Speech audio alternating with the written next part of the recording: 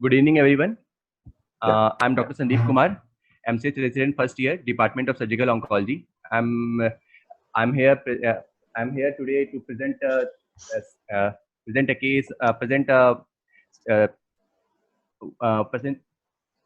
present a seminar on what is the minimum surgery for differentiated thyroid carcinoma and how to choose the best approach. It is prepared under the guidance of Dr. Manoj Pandey, Head of Department Surgical Oncology.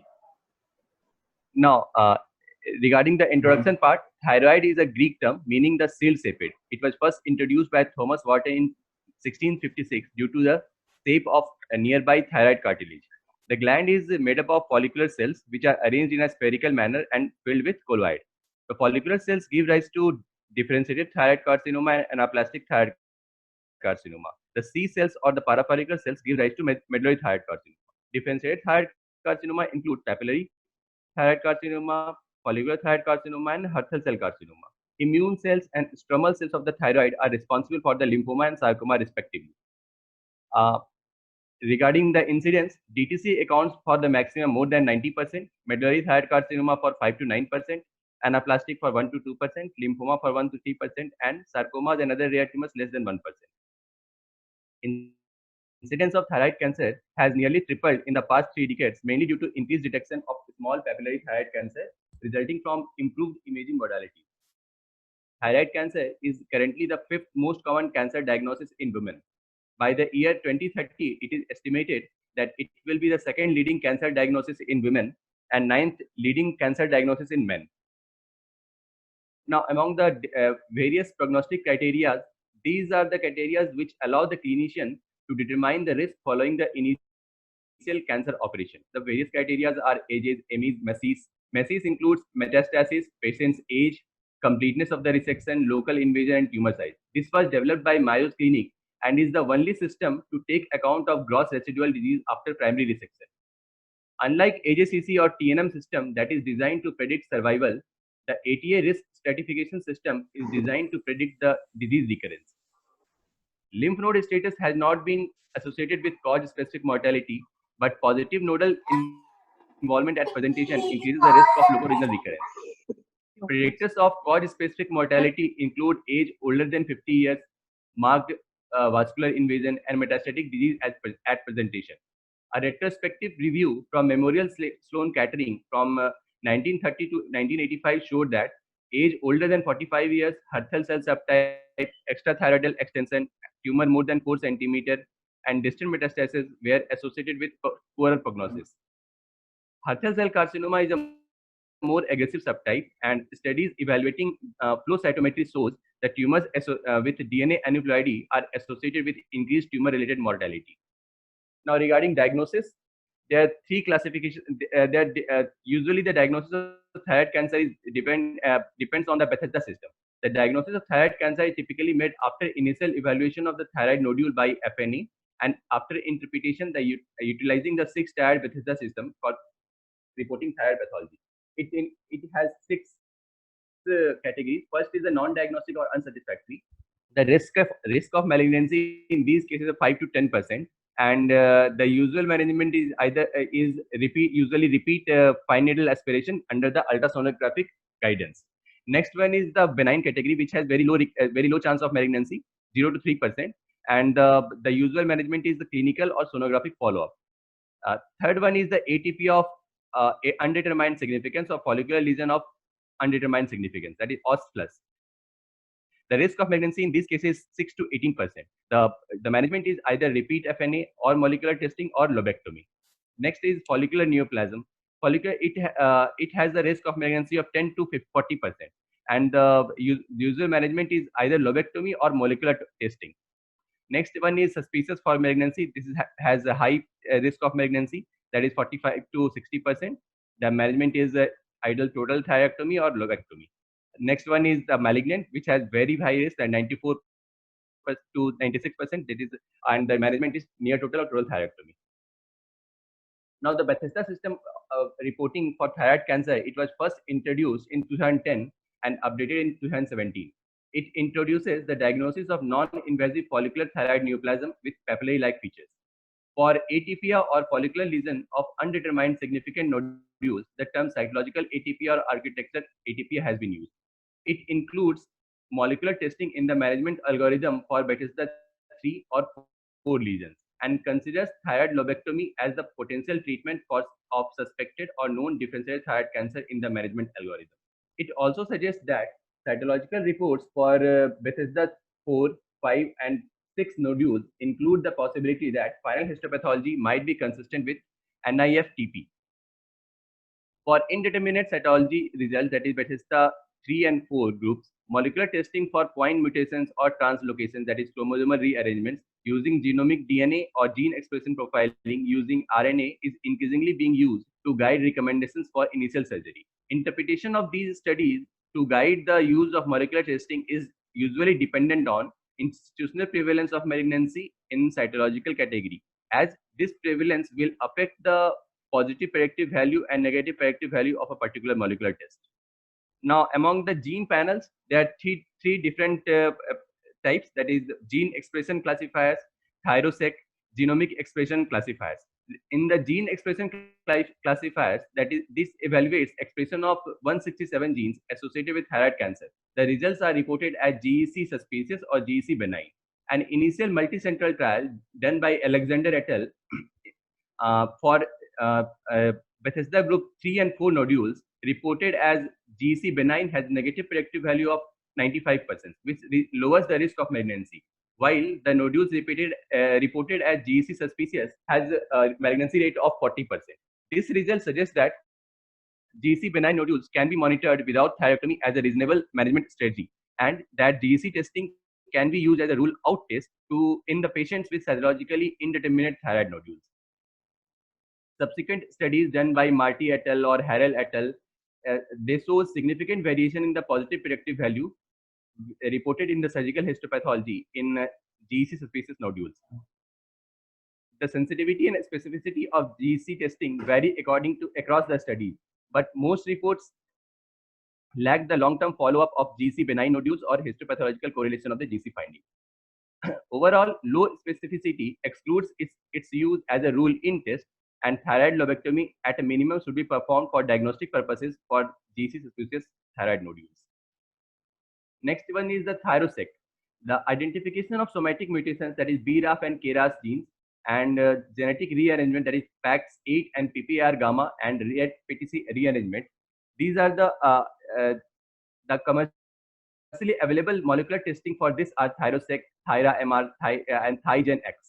Initial studies done by Yep or Nikiforov were based on 7 gene molecular panel, that is ThyroSeq V1.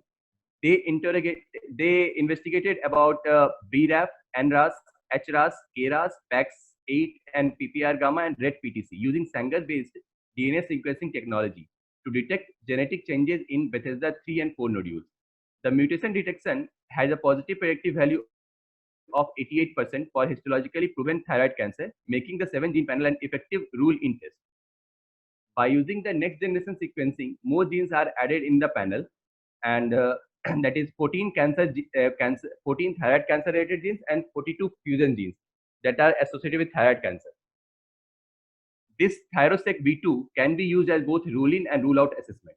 For indeterminate thyroid nodules that are positive for pathogenic mutations or rearrangement in the tested genes, surgery is recommended. In 2017, a prospective blinded multidimensional study done by Stewart et al. For the ThyroSeq V3 genomic classifier, which uses the next generation sequencing to detect gene mutation, fusion genes, alterations in the gene expression, and copy number variants in 112 genes related to thyroid. For Bethesda 3 group, the sensitivity of this is ThyroSeq V3 is 91%, specificity 85%, negative predictive value 97%, and positive predictive value 64%. For Bethesda 4, the sensitivity is relatively high, that is 97%. Specificity is relatively low, 75%, and negative predictive value is 98%, and positive predictive value is 68%. These findings suggest that ThyroSeq V3 is more sensitive and less specific than prior versions, and its use might help to avoid surgery in up to 60% of Bethesda 3 and 4 nodules. Next one is genomic sequence classifiers. Interpretation of interpretation of gene expression classifiers suspicious results in a nodules classified as Hürthle cell neoplasm is inconsistent due to different molecular signatures in Hürthle cell carcinoma. Use of genomic sequencing classifiers, which utilizes RNA sequencing and machine learning algorithm to identify benign nodules is enhanced with Hürthle cell classifiers. GSC includes a classifier developed from 1,408 nuclear and mitochondrial genes to differentiate Hürthle cell cytology specimen from non-Hürthle cell cytology. Combined with separate Hürthle neoplasm classifiers, which are developed using 2041 genes and chromosome level loss of heterozygosity static, GSC now identifies Hürthle cell neoplastic specimens from non-neoplastic Hürthle cell specimens. A multi-institutional study done by Due et al. Evaluated 186 Bethesda 3 and 4 nodule specimens. 20% were identified as Hürthle cells of which 16 were non-neoplastic. Of 16 Hürthle cell cytology non-neoplastic, 9 were considered GSC benign, but remaining 44% would have been wrongly identified as GSC suspicious without the additional Hürthle classifier. Of the 26 Hürthle adenomas and carcinomas, the sensitivity was 88.9%, specificity was low, 48%, and with an improvement compared to original GC testing, which might reduce the use of unnecessary diagnostic thyroid lobectomy. This is a chart showing the GEC, that is genomic gene expression classifier for Bethesda group 3. If the test result is benign, the clinical follow-up should be the active surveillance. If it is suspicious, then we should go for surgery. Like in Bethesda 4, if it is benign, we should go for active surveillance, and if it is suspicious, we should go for surgery. Likewise, Thyroseq V3 in Bethesda 3, if it is negative, then we should go for active surveillance. If it is positive, then we should go for surgery. Now, there is a new entity, that is non-invasive follicular thyroid neoplasm with papillary type. This is previously termed as encapsulated non-invasive follicular variants of PTC. This led to revisions in the estimates of risk of malignancy in 2017 BSRTC. The natural history of this entity is indolent and is thought to represent the benign counterpart or precursor to invasive encapsulated follicular variant of PTC. The diagnosis of NIFTP cannot yet be definitively established based on the cytology and therefore requires surgical excision. However, a study done by Strickland, published in 2016, prospectively scored Bethesda 5 and 6 nodules for features associated with NIFTP or FVPTC, that for microfollicular architecture, or classic papillary thyroid cancer for papillae, somatous calcifications or seed-like architecture or nuclear pseudo-inclusions. The results of 52 patients were grouped as NIFTP or FVC, PTC or indeterminate, and then correlated with the histological diagnosis. Cytopathologists prospectively identified 38 of the 40 PTC cases and identified follicular pattern lesions for 8 of the 9 NIFTP.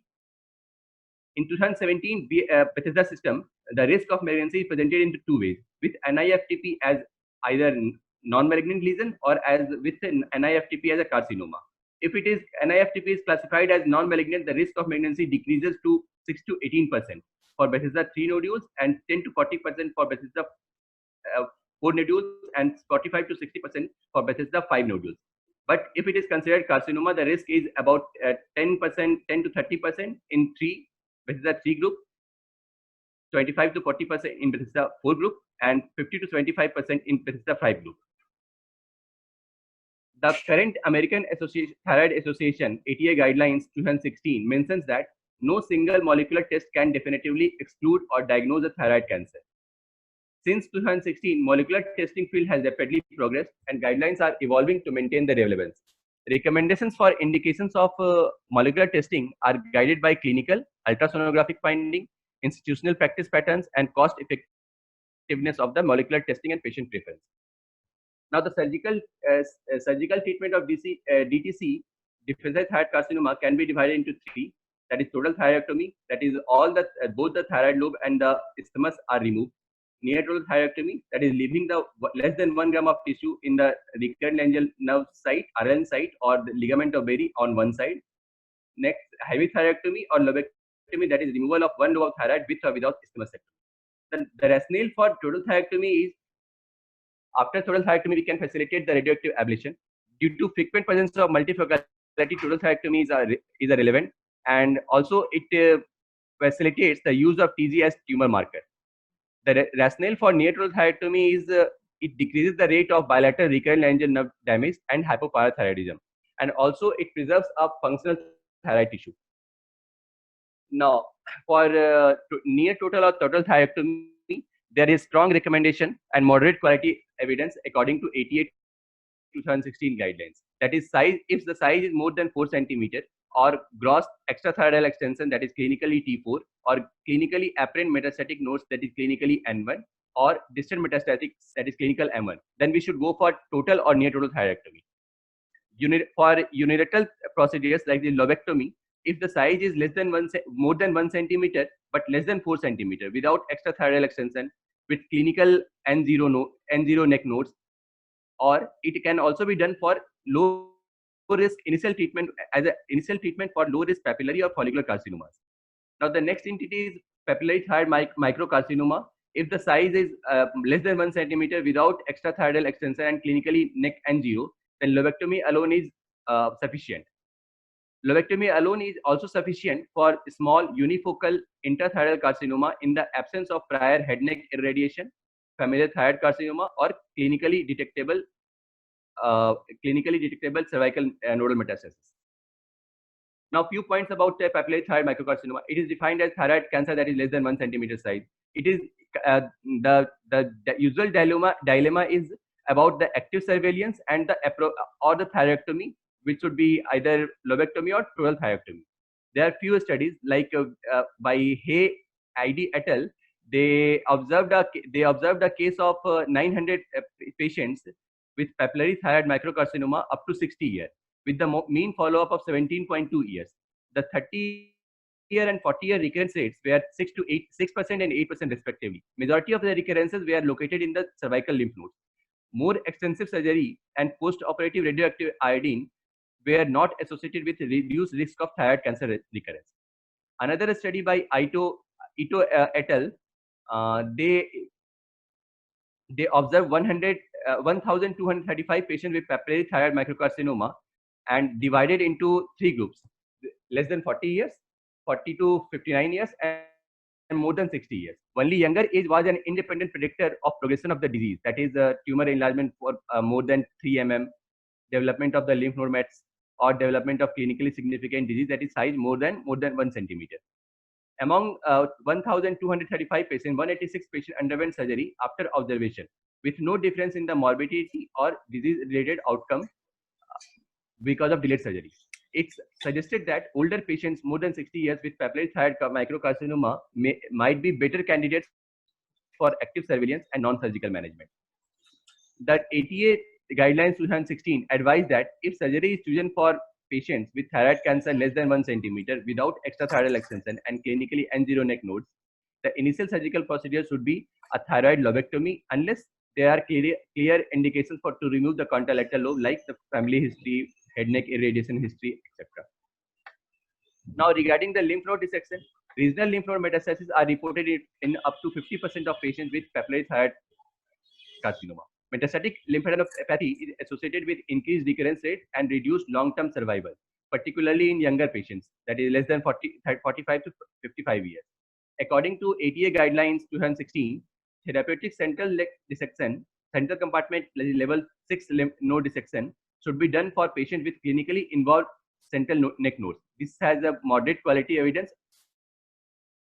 For prophylactic central compartment neck dissection, papillary thyroid cancer with clinically uninvolved central neck lymph nodes, that is clinically N0 with T3, T4 tumors, or clinically involved lateral neck nodes, that is C1C and 1B.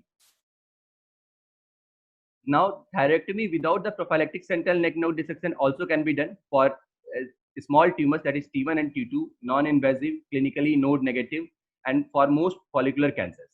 This has a very strong recommendation because of moderate quality evidence. Now, therapeutic lateral neck compartmental lymph node dissection is performed only with biopsy-proven metastatic lateral cervical lymphadenopathy. Now, few points about completion thyroidectomy. It should be done for patients for whom total thyroidectomy would have been recommended had the diagnosis been available before the initial surgery.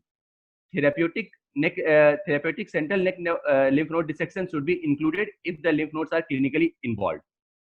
Thyroid lobectomy alone may be sufficient for treatment of low-risk papillary or follicular carcinomas. Completion thyroidectomy usually necessary when the diagnosis of malignancy is made following lobectomy for an indeterminate or non-diagnostic biopsy. It also provides a complete resection of multicentric disease and to allow for efficient radioactive iodine therapy. Radioactive iodine ablation in place of completion thyroidectomy is not recommended, but it may be used to ablate the remnant lobe in selected cases. This has a very weak recommendation. It is helpful in patients in which completion thyroidectomy is hazardous and for whom a delay in the length of time to achieve destruction of the normal thyroid, which follows the radioactive iodine. Now, few points about the advanced surgical techniques. The usual standard approach for thyroid surgery is via the anterior neck incision. The other advanced techniques are endoscopic video-assisted thyroidectomy, robotic thyroidectomy, transoral thyroidectomy. Now, natural orifice transluminal endoscopic surgery using the vestibular approach for thyroid gland removal has been assessed by A. Anwang et al. They uses a 3-port technique entering through the oral vestibule. The technique is currently recommended for patients with benign thyroid disease, small size to moderate size nodules, and also thyroid cancer in 1 to 2 centimeter nodules. Robotic thyroidectomy, this is pioneered by surgeons in Korea, which has been favored in East Asian countries as a result of cultural aversion to cervical scar. This is usually performed through axilla, breast, axillobreast, or posterior auricular incisions.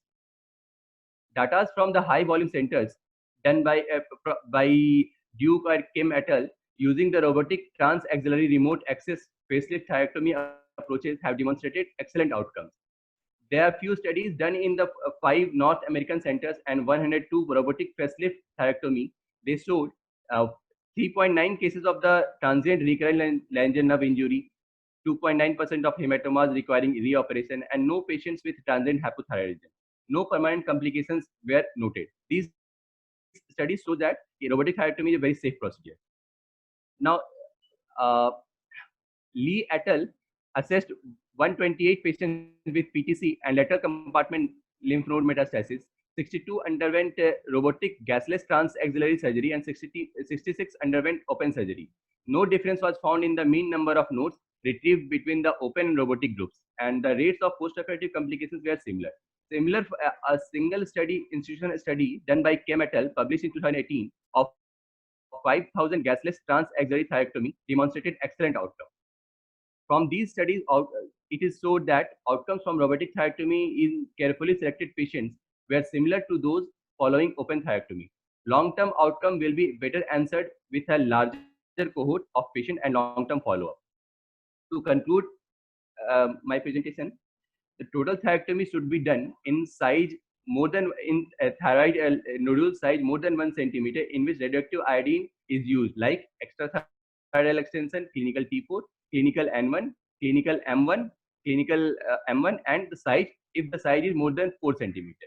For size less than 1 centimeter, if there is positive cervical lymph node, extrathyroidal extension, and history of head neck irradiation. Also for contralateral nodules, if there is multifocal disease, if there is familial history of differentiated thyroid carcinoma, if there is history of prior head neck irradiation, if the patient's age is more than 45 years, and the last, if the preference of the patient or the surgeon. For thyroid lobectomy, if the size is less than 1 centimeter without extrathyroidal extension and clinically N0 neck nodes. For small unifocal intrathyroidal carcinoma in the absence of prior head and neck irradiation, familial carcinoma, or clinically detectable cervical lymph node metastasis. This can also be done as initial management of low-risk papillary and follicular carcinoma. Thank you, Sandeep. It's open for discussion. What is the literature where comparing the total with less than total thyroidectomy? long-term survival outcomes. Yes, sir. There are data for SEER data in the SEER data for American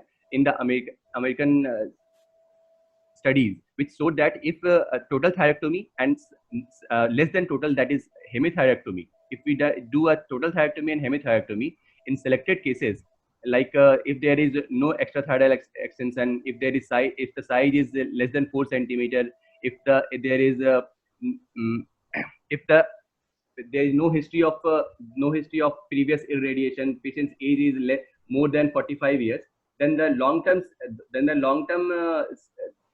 then this doesn't affect the long term survival. There is also the local neck node recurrence is also similar in both cases.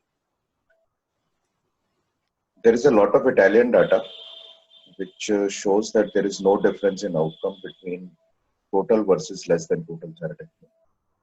And as far as the neck is concerned, the neck recurrences does not alter the overall survival in thyroid cancer.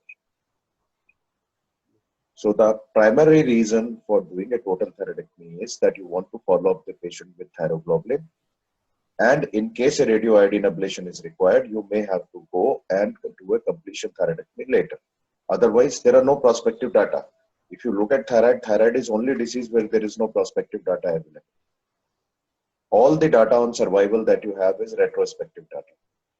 Whatever data you have presented so far is retrospective data. 15,000 patients, 1,200 patients, 6,000 patients, 20-year follow-up. This is all retrospective data. Because it is not possible for anybody to prospectively do a randomized control trial and see the effect of one intervention against the other.